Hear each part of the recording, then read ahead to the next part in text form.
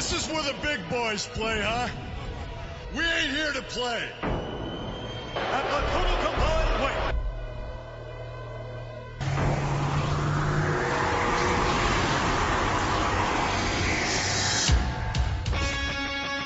At the total combined weight of 589 pounds.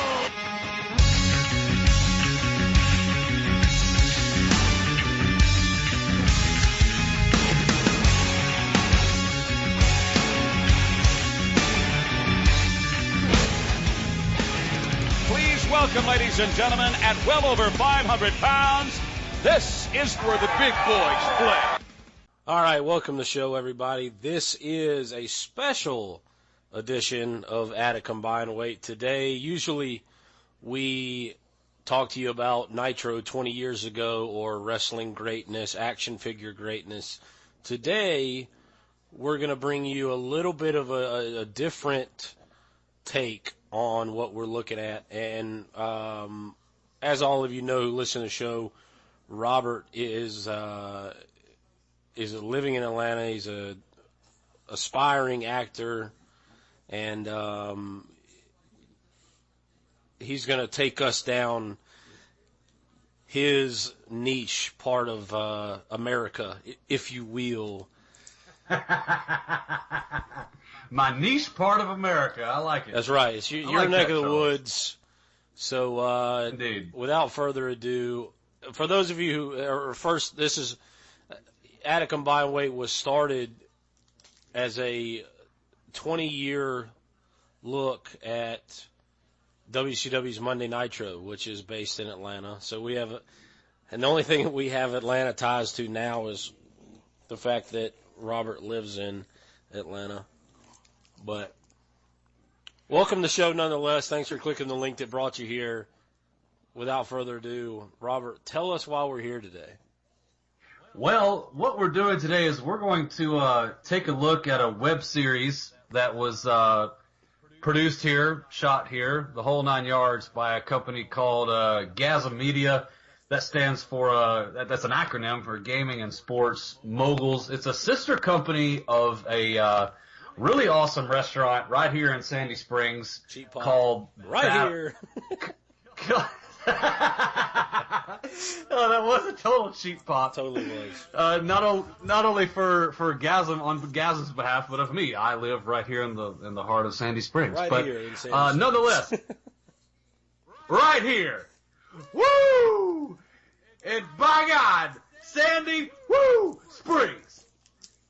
Just down the road here, Battle and Brew. It's a sister company of GaSM Media. It is Atlanta's nerd gaming bar.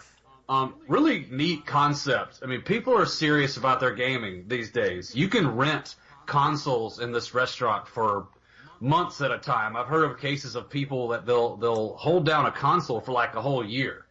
But it's got a little bit of everything for everybody this restaurant does. Like, if you're not into gaming, that doesn't matter, because if you're like me and you love to eat, their food is unbelievable. Like, their chefs there have fine dining backgrounds. I've taken dates there, okay? You can do that at this place. So it's got something for everybody. And we talk a lot on our usual At a Combined Weight show about synergy. That's no different with GaSM Media and Battle and Brew.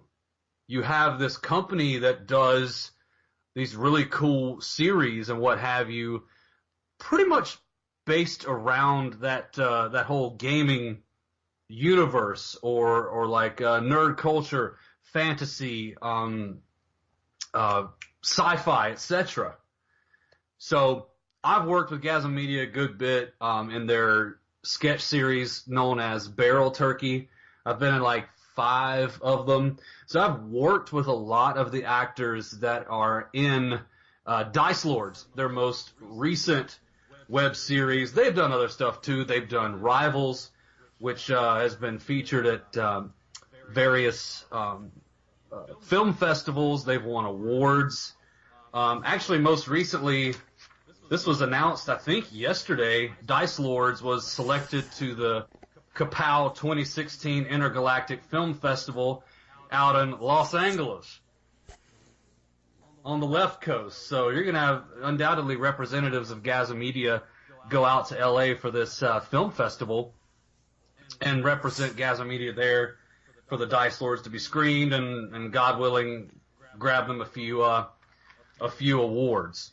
So we wanted to just, I think it all started, help me with this, Charles, because you're primarily in charge of our social media on At a Combined Weight, and when we were reaching out to different people to follow and to hopefully shoot us to follow back so we can get our name out there, GaSM Media was one of the ones I selected. I'm like, well, I've worked with them on stuff. Let's shoot them a follow, and I guess they had reached out to try to see what podcasts out there would maybe cover their show, and then they ended up getting a hold of us. I think maybe they reached out to us first. Tell us about that whole deal, because you were the one behind it. They had tweeted about, is there any podcasts that would like to review the show and get a pre-release of all the episodes together and do a show.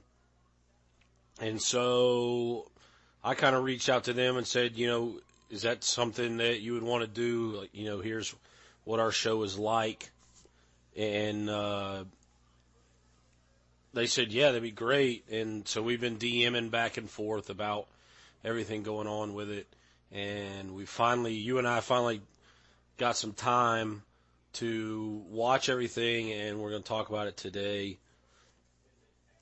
and kind of give our view on it, what we liked about it, what we didn't like, what we'd have liked to have seen more of, that kind of deal. Yeah, and I like how I don't feel like we're overstepping our boundaries just because you and I are a show that focuses on wrestling. I mean, there are so many wrestling fans out there that are into sci-fi and fantasy and things like that I feel like, there are shades of gray between both fan bases. Yeah. In fact, we'll get into it. I think you can find sci-fi fans that don't like wrestling. Oh, yeah. But I don't think that you can find many wrestling fans that aren't into sci-fi and that kind of geek, nerd area of entertainment. You have the New Day, Xavier Woods, who's a big gamer. He has his own web series about video games and talks about it's up, up, down, down. They actually have some of those shows on the WWE Network. So it's big crossover areas. A lot of people like Star Wars, and a lot of people like wrestling. It's a lot of crossover stuff. When you go to wrestling shows, you see a lot of, sci-fi shirts, and I think that'll probably be the same for like Dragon Con. And a lot of the wrestlers love Dragon Con and comic books and that kind of deal. CM Punk writes for Drax. And so there's a lot of crossover in those. So it's not while it's out of our wheelhouse, it's not out of our wheel neighborhood, if you will.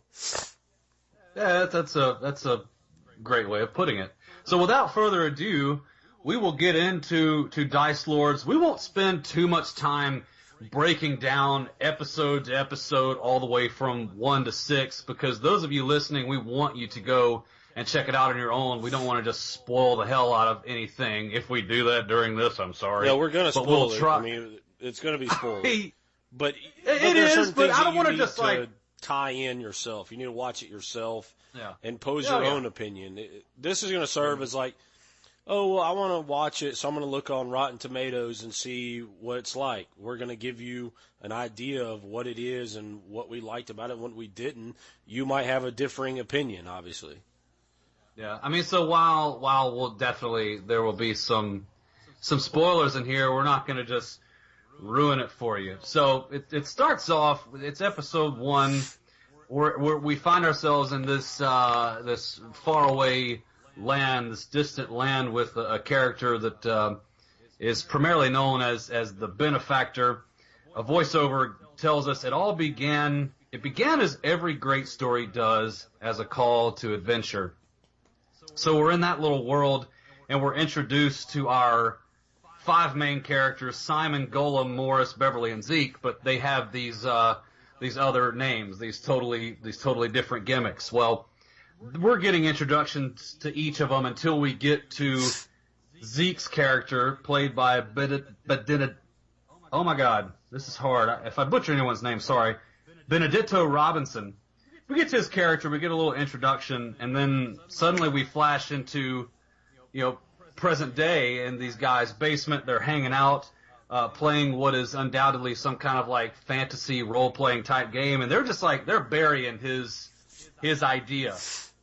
Yeah, Magicville. Yeah, they're burying the shit out of it. They hate it. And this is one thing. Go ahead. Sorry. One of the things I wanted to point out is like I dug the little flute gimmick at the beginning. How he plays the flute and each person announces themselves, and then we get the whole Magicville release and kind of tease. And what it made me think about when I saw it was it's very reminiscent to the kids in Stranger Things playing Dungeons and Dragons. And so, but these are older, adults, millennials, probably around our age, maybe more, like a little younger than us, probably. Mid to late 20s, early 30s, no doubt. Yeah. So, he goes on and on about how everything is about magic, and his big driving home force is they even fuck magic. Best quote of the entire series it came from Morris. How do you fuck magic? That I popped for that every time I watched it. That shit was so damn funny to me. It has everybody just up in arms. We get a little introduction to what everyone's gimmick is, what they're about as a character. Golem, obviously the big, funny guy who's strong, and though later on his fantasy gimmick, if you will, his superpower is strength, he's always been the big tough guy of the group. Yeah, that is very... He's kind of your stereotypical dumb jock, kind of, but he's not really... Yes. He's the dumb jock in the world of fantasy dice playing, I guess. Yeah. I mean, he's definitely like, if these guys were in such a pinch and they, somebody needed to get the damn ass whooped, it was gonna be Golem. It's gotta be Golem, right? Or else you're screwed. So we learned that about Golem. Very lovable character. He's funny, but extremely stupid. I think they do some well-written stuff with him. Morris, the brains of the operation. Of course, he's the man who questions how does one fuck magic. Beverly, he's buried in your cell phone a lot at the very beginning of this scene, and he jumps on Simon for getting in his business, saying, "I'm building my brand." So he's obviously really into getting his name out there via YouTube and whatever else out there he's doing. Zeke, he annoys the shit out of every one of these guys. All about the Magicville gimmick and wanting to push it to the moon. Simon is the glue that kind of holds them all together. So we get to learn a little bit about these guys as they sit around playing their fantasy game. Simon goes to get he's parched, wants to go get a coconut water. You had never... No, I've never had coconut water ever. Oh, it's awesome. Is it? It's really good. Yeah, dude. All right, so you have your thirst quenched by water, and that's one thing. Then you have your thirst quenched by coconut water. That's a whole other universe. Like, it is slap full of like electrolytes and a bunch of other shit that's good for you. So it's like Propel, kind of. Oh, but natural. It's the nectar of the coconut. Yeah, okay. It's really good. Well, he didn't have me at coconut water, but when it's coming back with a bunch of Capri Suns, I get down on some Capri Sun now. Oh, I had one the other day. It was nostalgic as hell. I hadn't had one in 100 years, but they're good as shit. I remember always having them at like friends' houses and shit, and they last about 2 seconds, so you need like 7 of them to quench your thirst, because you put that little straw in there. And the little yellow straw gimmick, and it's like 2 good sips that just crush them. Oh, dude, the one I had the other day, I went through it quickly. Well, he Was it goes fruit and punch or citrus cooler, or what flavor was it? I don't. To me, they all tasted the same. Oh, get the fuck out of here, dude. They taste always- different. That's like saying that all juice tastes. I couldn't tell the difference of this Kool-Aid. No, it's either fruit punch or citrus cooler. Well, dude, like when I was a kid, I was just stoked to get a Capri They Sun. I probably didn't only give a had damn. one flavor in Columbiana, though. Probably so. So, so Simon wants to go get a coconut water. He has to leave the group for a minute, but he comes back with Capri Suns. The benefactor shows up and gives them all their powers. Their powers are very much in line with just kind of how they are as people. Zeke, he has the power of teleportation. Beverly has laser eyes. Morris, he's just blessed with all these knowledge, if you will. He's the smartest man alive. Golem, strongest man in the world. And then Simon, we don't really, we're not really certain what his deal is until the very last episode. And this was something, I mean, this kind of threw you off a bit, and it kind of did me too, but, you know, in doing some research for the show and watching it a little more, it became more clear. Yeah, you know, as they all get powers, you're thinking, like, what a shit in for this guy. He just wanted to get some damn coconut water, and he comes back with Capri Sun, and everybody else has powers, and he has Capri Sun. So you're thinking, like, this guy gets the shit end of the stick, but you kind of end up seeing that it's not the case. Yeah, and you really loved the teleportation gimmick that is bestowed upon Zeke, right? That was something you really liked. Yeah, a lot. I thought it was well done. I think it's probably one of the most fleshed out parts of the show itself. You know, the overall theme, and for those a little background on the way that I look at it is, I have a master's degree in English, so I'm kind of a literature kind of guy, but and I look everything from like an athletic perspective because I'm also getting my doctorate in sports management. But from a storytelling perspective, he's the most rounded character because you can kind of see, one, what drives him, and you can see that drive in everything because they're busting on his ass about Magicville. And so he changes it up and says it's going to be Magic Land. And then he pitches it to everybody, a guy named J.J. Abrams, which is not the J.J. Abrams. we get a fake Sting during our covering of Monday Nitro, and in this that we cover, we get a fake J.J. Abrams. Yeah, so he's pitching a new Star Wars movie with the underlying theme being that it's basically Magicville within the Star Wars idea that is now like Forceville. They fuck the Force, and etc. So him, you kind of see what drives him, and he uses his teleportation to make money, which the other characters really don't do that. You know, he's trying to swindle people. He takes them to the North Pole and takes them and tries to make them buy a jacket, and then he leaves the one guy there.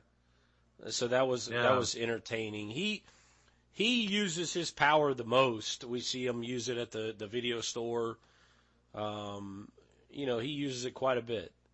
So I felt like I felt like he was fleshed out as a character more than the others, but the whole idea and the whole theme was that these guys are given powers, and they basically just fuck around with them.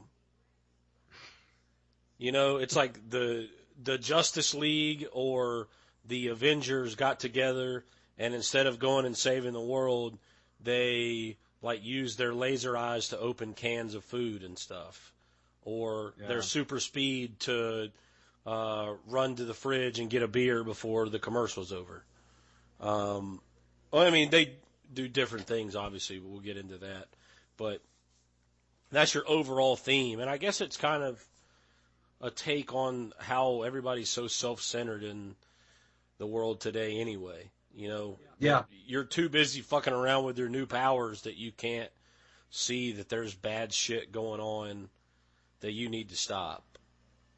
Yeah, I thought that was nicely done here. You have that overarching theme of how these guys could be using their power for good, but they use it for anything but. I mean, in their own little universe, going and getting J.J. Abrams and tying him down to a chair and having him listen to their movie pitch is that, to them, that's the shit. That's huge.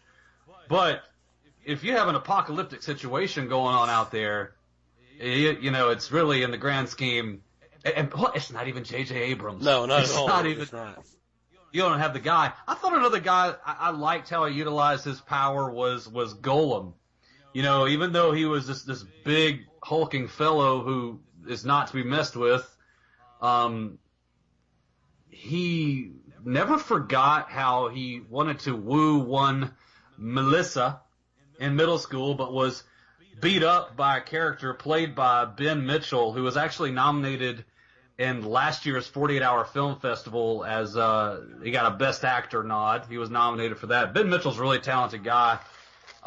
He was the main character in Rivals, which is a series that GaSM produced and released last year. So, I mean, GaSM does a good job of bringing in a lot of the talent that they've used in either Rivals or Barrel Turkey, things of that nature. Even though all the main characters here are brand new talents, but this is like the first big example that we see of bringing back, you know, an actor that you fully recognize if you keep up with GaSM stuff, especially if you are into Rivals and that. So he comes in. I thought he did a really good job of playing that guy who is now so much more mature. He's not bullying people and making people's lives a living hell. Ben Mitchell's character seemed like a really, really nice guy. Yeah, and he apologizes about it. Yeah, he's apologetic about it, and Golem doesn't care. He will have his revenge.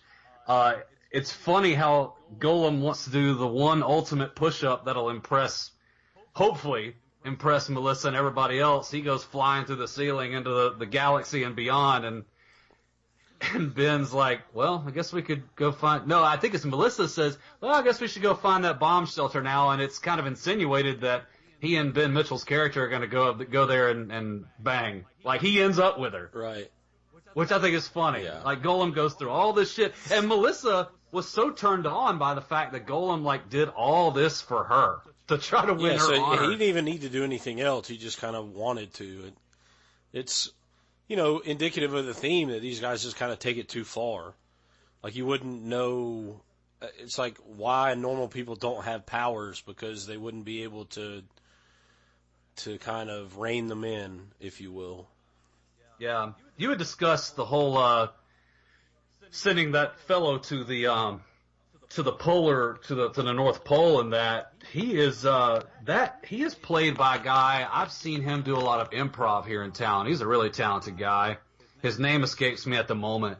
He's not somebody I've worked with, but that was interesting how you had Zeke go through all that trouble. I remember you mentioned. I mean, you really dug that. Same episode, you have an actress played by Laura Uchida, who is pregnant. She's sitting there on the chair, and she's obviously has, you know, pains and what have you. But I didn't understand, and I've worked with Laura a lot. Great chick, and a talented individual. And what's funny about her pregnancy gimmick here is that up to this point, it's not a gimmick, folks. She's pregnant here. I'm quite sure. Her baby's like, I don't know, 4 to 6 months old now. I'm not sure. But every time I've worked with Laura, she's either been newly pregnant, or in this case, I didn't get to work with her here, but she's pregnant, full-fledged. There's Yeah, no I hiding didn't get here. the point of her being in the. I didn't get her gimmick here. I didn't understand it either. I tried to see where it fit, and I thought that I had missed something. Like, I wasn't exactly 100% sure how they were utilizing Laura here. Right. She did a good job selling us. I felt like she was going to have the baby right there, dude. I just didn't understand exactly where she fit in the grand scheme. Yeah, I didn't either. And by this time, Simon has the whole potion deal going on, of the wino or whatever they were calling him. And so they have a verbal exchange, and he wants her to shut up. Dude, you could have one of you could have used your powers to help her. Maybe that's what it was. Maybe that's what they're trying to invoke here. Here you have a lady who's trying to bring in a new life into what is now an apocalyptic, fucked up world, and none of them's doing anything about it. Maybe that's what they were trying to convey. Well, that's the overarching theme of everything, is that they're using their powers to just mess around and not really doing anything to help the world, if you will. Yeah, this is true. Zeke and Morris they're heckling people who had shit all over Morris's YouTube videos. Morris is trying to make a name for himself out there in the YouTube world and what have you. So people that were shitting all over his videos, they're kind of making their lives a living hell. So they end up destroying them. Yeah, they kill them. And taking their cats. They kill them and take their cats. Yep. It's just kind of an idea of if you've ever put anything online and ever come into contact with trolls, it's like a troll revenge. So many people have this mentality to where they just act with impunity on Twitter, Facebook, less on Facebook really because you have to use your name, but Twitter, Instagram, that kind of thing. It's just negative comments like, "Oh, this sucks. This guy's a douche." He takes revenge on these people. It's would probably allow people to live vicariously through him. Oh, absolutely. Yeah, I mean, there's no stopping trolls out there. Some guy without a life who's behind his keyboard, he can just do it empowers some people. And yeah, I don't doubt that you have some people out there that get really angry at certain people with that. And so that's what they're up to here. And the guy that gets teleported to the North Pole, it's Chris Mayers is his name. Okay. Now I can sleep at night. Yeah, same. Now episode 5 opens up with Morris. He had decided at the very end of episode 4 he's going to go back to school. Wise choice. So episode 5 opens with his graduation. And I popped for some of the things that he had said he had gotten his degree in and talked about how easy the shit was. I thought that was pretty damn funny. Yeah, and no one's there. No one's there. Yeah, he gives this whole grand speech like he's a valedictorian, and he's earned all these degrees, and talks about how, as a valedictorian, you're supposed to be humble, and he's like, it just really wasn't that hard. Yeah. It was really easy. And, it kind of shows that he's going to use the fact that he's the smartest man on earth to get degrees just to say that he has them rather than, devising a plan to stop the apocalyptic events that are ongoing. He wants to, get a degree and do some class. Yeah. Which sucks. I mean, everybody hates school. I don't know anybody that wants to go there all the time, but. Oh, I flirted with the idea back in 2011, 2010 when I didn't know what the living hell I was doing with my life. Flirted with the idea of going to grad school. I did. I went to grad school. And you definitely did. Yeah, I ended up with 2 master's degrees, but I mean, it's a kind of a necessary evil. If I was the smartest man on earth, I definitely wouldn't be in class. No, me neither. Oh, no. No, if I was the smartest man on earth, dude. Figure out a way to make money doing it, for sure. Yeah, I thought no it was doubt. very ironic and amusing that he still keeps his job at the video store. Which, are there video stores anymore? Well, this is, Or was this like a comic video store, like Rare Videos or some shit? It wasn't like a Blockbuster, a movie gallery. No, absolutely not. Those are extinct. This was like like you said, like a very niche video store, a comic book kind of deal. And they used the exterior shot of the video store that he works at. I've passed by it 100 times. It's like in like the East Atlanta-ish area. I don't know. I'm still learning this fucking town. This is a massive fucking city, and it's so hard to learn. So I know I've seen it so many times. Now after seeing this, I'm very tempted to go in there. Episode 5, we also see Beverly Laser Eyes. We get him. He gets chased down this alley. I know exactly where this alley is. This is in Marietta, where we shot that one alley, the barrel turkey sketch. The clown sketch. Yep.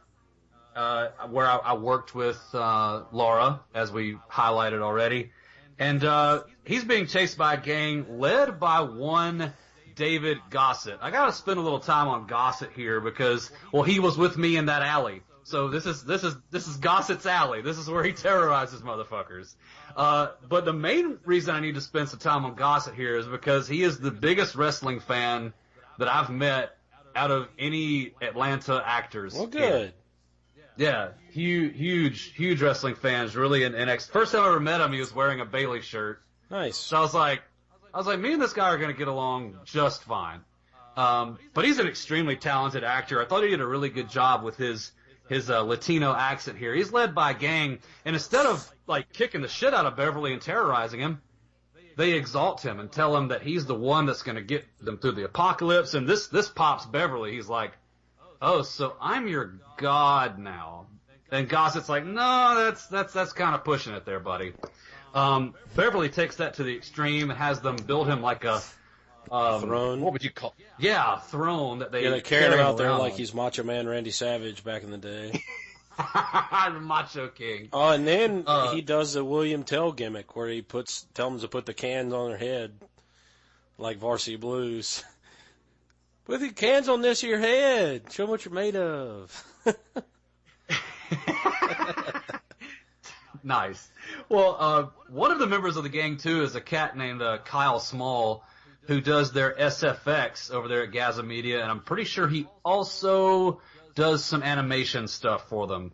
And I thought they did a good job in this web series with the special effects, so props to both Kyle Small and their lead editor over there, Megan Manning, who's cool as shit. Eventually, we see Morris gets good and drunk. Just gets hammered off vodka. He runs into some bystanders, and he just wants to impress them. He just wants to, man, I'm smart. I can, do something awesome that'll make you like me. Kind of a drunk, funny, like, desperate move. Well, they just end up getting zapped away. Yeah, they get hit with lightning, and they just get pulverized into blood pools. Yeah, so they're, that's it for them. Their cup of coffee's over with. One of the bystanders was Chef Lubu, who is a chef at Battle and Brew and has a massive following on Twitter. His YouTube videos get like tons of views. Really talented chef and a funny guy. Like I said, I mean, GaSM Media is always bringing back old talent for their stuff here. Well, that leads us all to, unless I missed something, Charles, we go into episode 6. And Zeke now, they're back in the basement, back where we all started. Yeah, it kind of ends like Stranger Things ends, with them back in the basement. Precisely. He wants to rebrand Magicville. This time it's Magic Land into Magicville, since Magic Land is going to be this major motion picture that fake J.J. Abrams is going to co-produce with fake Sting. Forceville was the movie. Well, see, and that's where I'm confused, because, yeah, he pitched Forceville, but then he talks about how he's rebranding it, and it has to do with how there's going to be a Magic Land movie. But it was Forceville was the movie he was pitching to fake JJ. Same idea, I guess, but either way. Yeah. So, Simon, we get the skinny from him about what his role was in the entire thing. He is a really good character actor. I thought he did a fine job but I was confused as a viewer what exactly his powers were. He's explaining it here, that the day he went to the kitchen to get a coconut water, that he did become a dice lord, but he had like this, he had become a character that told stories. It's kind of like the dungeon master in Dungeons and Dragons that has to come up with all of the story and, make it entertaining and stuff. And he's apparently the one that does that. I just want to know how they had that many Capri Suns in the fridge. That's a lot. And like with me, I wouldn't even organize it by flavor, because as I've already established here, there's just a Capri Sun. Like, they're all awesome. They taste differently. No, they don't. They really do. They really do.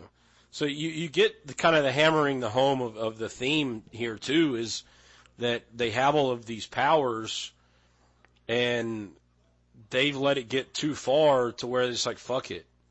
And then the benefactor gets all of her powers back, and she kind of looks and she's like, well, it's kind of too far gone, so fuck it.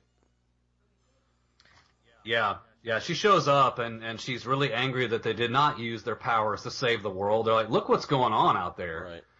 I think it's really funny that Beverly wants to make out with her and is very frank about that.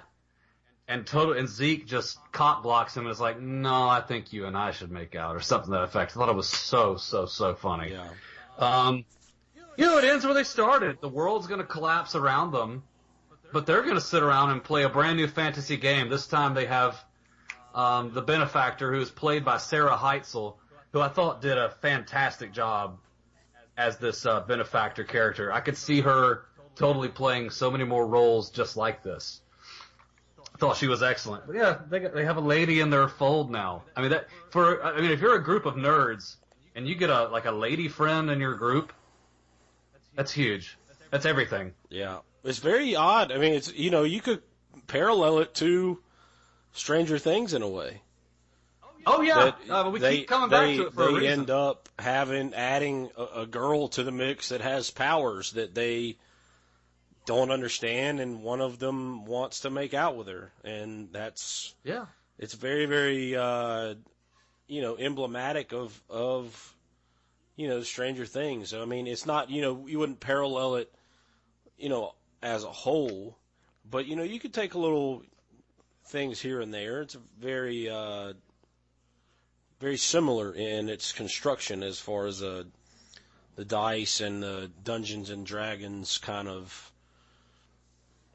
references, if you will. Yeah, definitely.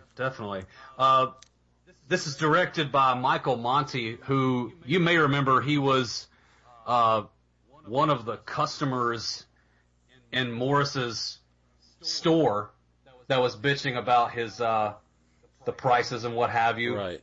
He's actually the director of the entire piece, written by Andrew Kemp, who is over there. He works at GaSM, and produced, as always, by Samantha Osborne, who does a really great job of kind of being the glue that holds everybody together on set and in the office. She produces all this stuff. I mean, she's kind of the one that's in charge, and she doesn't rule with this iron fist either. Like, she's really nice, but you know that, by God, she's in charge, and you're not going to make her mad. Right. Not that many people could like pull that off. So, really fine job done by all. Best of luck out there at that film festival in LA. I couldn't really tell whether or not there was going to be like a season 2 kind of thing, because they seem to have kind of tied everything together. I mean, I guess they could if they wanted to. What do you think about that? Do you think if they wanted to do a second run of this, I don't think you can. they could? I mean, I think it's the world's too far gone for even the benefactor that had all of the powers put together, that she just said fuck it. So I think it's over. But one thing that I would have liked to have seen a little bit more is a little more character development and kind of what kind of made these guys tick outside of, them squandering their powers. Maybe just like, like a brief little, you wouldn't even have had to have add like 30, 40 more seconds to each episode, kind of a backstory on, what made this guy want to go after these YouTube commenters? What made the guy want to go back to school? What made the maybe show the instance in which Gollum gets his ass kicked in middle school or whatever, gets bullied? Oh, a flashback to a young Gollum getting his ass kicked would have been funny. Yeah, I mean, you could have done flashbacks for all of them, not really lengthy ones, but, just to kind of shape the characters and make you care more about the characters a little bit. I'm all about, being an English guy, I'm all about character development. And you wouldn't have had to have add that much of a length to them. If nothing else, if you're really pressed for time, just throw a little narration in there and say, at the beginning and say, hey, this guy does this, this, and this is why he squanders this power working at this video store. And I think it would have been it would have been awesome if he was actually working at like a Blockbuster or movie gallery, though. Yeah, well, so it wasn't enough for you with Morris that he hated the annoying customers and they were a pain in the ass and always trying to buy like 6 videos for $2, etc. That wasn't enough for you. That wasn't enough motivation for you for him to be like, yeah, I want to go back to school. That didn't really do it for you? No, not really. Because I thought that little nugget is enough for, I guess it was enough for me. I mean, I deal with annoying customers all the time, and by God, it I makes just you want to go back to school? No, it makes me want to make a living as an actor. Yeah, exactly. That's what would, maybe explain that a little bit better. It just kind of round out the characters a little bit. But, I mean, it's short. I mean, you wanted to keep, every one of these episodes is under 8 minutes. So, I mean, you don't want to go deep into where it's like a full-length motion picture. But just like a little tidbit would have been fine with me, just to kind of flesh it out a little bit. I think you could have done a lot of humorous things with the flashbacks. But I mean, that's just me offering my opinion, one man's opinion. Yeah, it's like we talk about in the Nitros, things that I would like better about the booking. Yeah, fantasy booking. You and I tend to get in a lot of discussions that kind of lend itself to that. I love that they're all short. I mean, these days, people's attention spans, they're limited. They're just short, and we like for things to be palatable and easy to get through, and they do a good job of that here. They did the same thing with Rivals. I mean, I remember talking to you about it. I'd gotten through Rivals in no time. This was no different. Yeah. In fact, in the world of ADD and ADHD and binge watching, getting your message out in less than 8 minutes per episode is great. I mean, in as big of as Netflix is, people get through seasons of hour-long TV shows in days and weeks, and this lends itself to you being able to get through it. I got through it in a night. Oh, yeah. I watched it 2 nights ago. And it's good. It's good. It's well done. I liked it. Like I said, I would have liked to have seen a little more fleshing out of the characters. But, I mean, what you got was good enough. I dug the Star Wars stuff. It wouldn't kill them to make wrestling references at all. Dude, that made me, I would love for, to get together with Gossip, for example, and, combine what we kind of know and love about wrestling with all the capability that GaSM has to come up with a fun wrestling. That'd be hilarious. Oh yeah, I for one would pop. You could work it in to anything that has to do with that nerd culture, and I mean especially for people our age, you could bring out Hogan, Savage, Ultimate Warrior for the older people, or even like a Stone Cold, because those people were into that kind of deal. Stone Cold, The Rock, that kind of thing. I mean, or just something like that. I mean, hell, it's been done, but you could do it. Maybe you should do that though. For those of you listening that think it could be near impossible to take something like Dice Lords and bring it back to wrestling, you're so wrong. Dudley and I can bring back anything everything. to wrestling. It all comes back to wrestling. It really does. Always. It really does. So that's all I got for Dice Lords. Excellent job by the folks at GaSM Media. I know it had to evolve. I mean, I've had plenty of long days on set before, and so the labor of love, I know what it's about, and there's no doubt that they worked their asses off. Well done. It's consistent with their brand. You know, outside of creating their own content, they also do like industrials for businesses that need to come up with like training videos and things of that nature. There's a lot that they can offer at GaSM Media. For those listening out there that need help in that arena, that's a whole other arm of their business. So that's all I got, Charles. Well, good. Thanks to GaSM Media for giving us the opportunity to review the web series.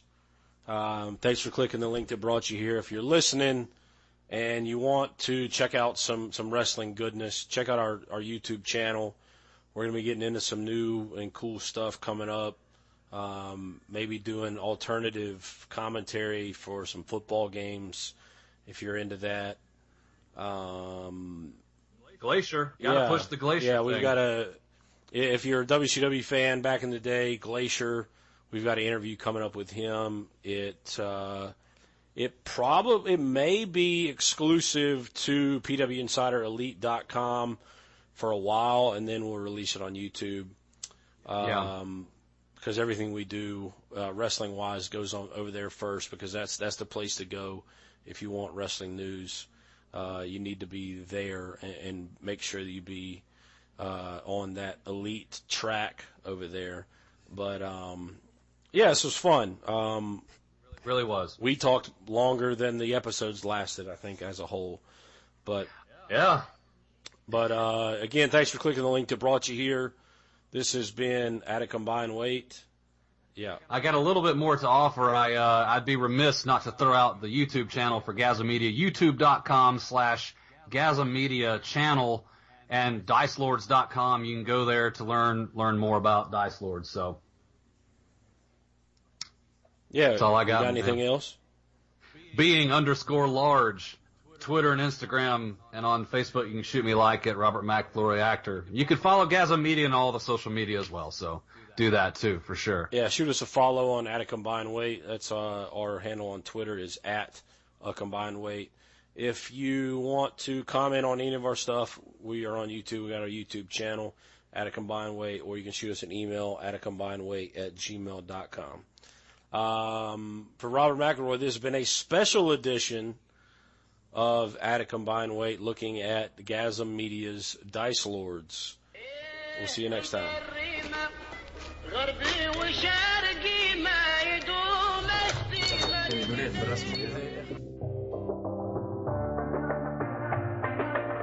لا ما تمسش